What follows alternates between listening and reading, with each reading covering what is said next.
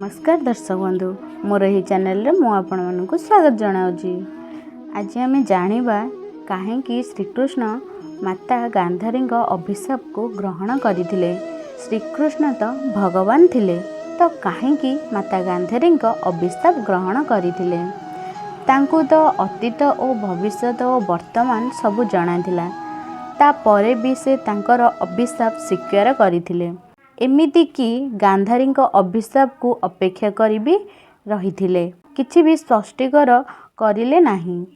जानिले माता गांधारी हृदय रे दुखर तांडव खेलुथिला। से तांको 100 पुत्रंक पीड़ा सहिथिले, किंतु कुरुक्षेत्र रे युद्ध समय रे माता गांधारी रणभूमि रे श्रीकृष्ण को बड़ अधर्मकारी बोली कहिथिले।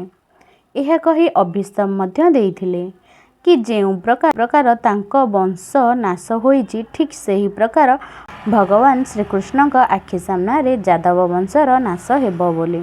जेउ प्रकार मो राज्य दुख रे बुड़ी जाइछि, सेही परी तुम राज्य मध्य समुद्र रे बुड़ी जिवो। यह कहिथिले माता गांधारी। तुम सुनार महल समुद्र रे लीन होई जिवो, आउ तुमे भी जंगल रे एक पशु शिकारी द्वारा मृत्यु प्राप्त हेबो। तांको अभिशाप विफल होई नथिला, कारण ताहा एक माँ हृदयरू बाहरी थिला। समस्ते कहिथिले कि तुमे वासुदेव को एते बड़ भयानक अभिशाप काहेकि देल। अर्जुन कहिले आपण पूरा विश्व को अनाथ करिदेले। माता कुंती कहिले ए अभिशाप फेरई नियंतु।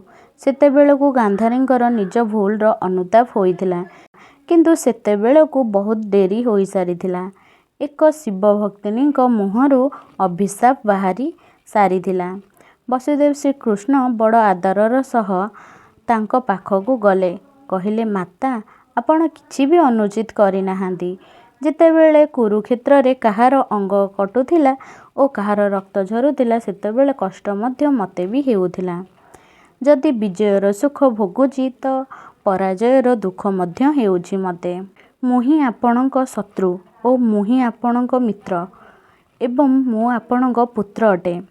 आउ जीवन सारा मातांक आशीर्वाद को ग्रहण करुछि। आज ए वासुदेव श्रीकृष्ण माता गांधारी अभिशाप को आशीर्वाद भाविकी ग्रहण करुछि, यह श्रीकृष्ण कहिथिले। दर्शक बंधु वीडियोटी केमिति लागिला आमको कमेंट माध्यम रे जणाइबे एवं चैनल को सब्सक्राइब करना सब्सक्राइब करदेवे, बेल आइकन को क्लिक करदेवे, जेमिति सर्वप्रथमे आमर नोटिफिकेशन आपन पाखे पहुँची जाई परिबो। जय जगन्नाथ।